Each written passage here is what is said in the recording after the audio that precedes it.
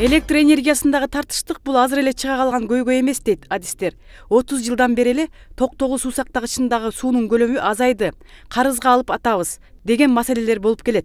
Энергетика тармагындагы коррупциялык схемадан улам бул абалга кептелгени белгиленген эле. Кыргызстандын улуттук электр тармагы ишканасы элге кайрылып, электр энергиясын үнөмдөөгө чакырды. Себеби күз-кыш мезгили электр тармагындагы дефициттен улам катаал болот дешүүдө.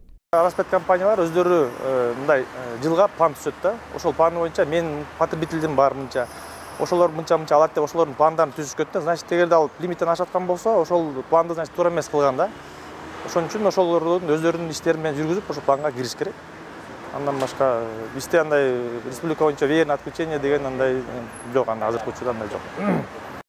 Токтогул КЭСинде суунун көлөмүнүн азайгандыгына байланыштуу Казакстан жана Өзбекстандан товар алмашуу жолу менен электр энергиясын алып жатабыз. Мындан тышкары Бишкек жылуулук борборунда кубаттуулукту көтөрүү башталды. Жайында 150 мегаватт көтөрүлсө, бир жылда 1 миллиард киловатт саат электр энергиясын берет. Үйдөгү турган техника каражаттары атайын класс энергосбережения деп маркировкасы бар. Ар бир үйдө колдонуучу техникалар ошол класстагы техникалар сатып алуу, кереги жок мезгилде техниканы өчүрүп коюу, бул мисалы эле жана нагревательный прибордор, жана башка тамак бышырчу плиткалар, ошолорду кереги жок убакта пайдаланбаса өчүрүп коюу. Ошондой эле ар бир жаран ушуну колдонсо, жалпы мамлекеттик масштабта бул үнөмдө жакшы эле көрсөткүчкө чыгат. Бул көрүнүшкө нааразычылыгын билдирген тажрыйбалуу адис энергетик Сапар Аргынбаев тарифти көтөрүүдө 4 тарифти киргизип коюшту. Мунун өзү коррупциялык схемага түртөт дейт.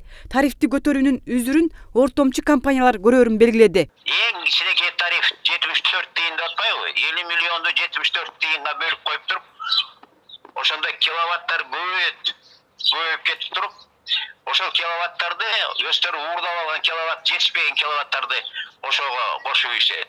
Ошондой жанагындай тариф, бир тариф болсо, анда жашырын жол менен ушундай ыңгайлуу шарт түзүлбөйт. Биздин өлкөдө электр энергиясы башкаларга салыштырмалуу арзан. Андыктан энергияны үнөмдөөнү деле калк ойлонушпайт. Тарифти жогорулатса дагы коррупциялык жол менен менчик ишканалар уурдап жатышат. Жакында Беловодскийде майнинг компанияны табылды. Просто нахально. Бывший госчиновниктин корос немесинде, предприятиясында, овощехранилищесинде майнинг компания ачып ийишиптир. Ошол нахально счетчиктен сырткары ай сайын 300-400 миң киловатты уурдап аткан.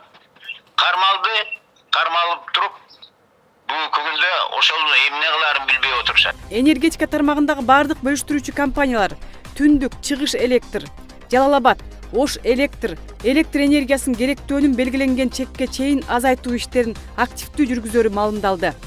Клара Кудайбергенова, Адилет Чокоев, 7 канал, Бишкек.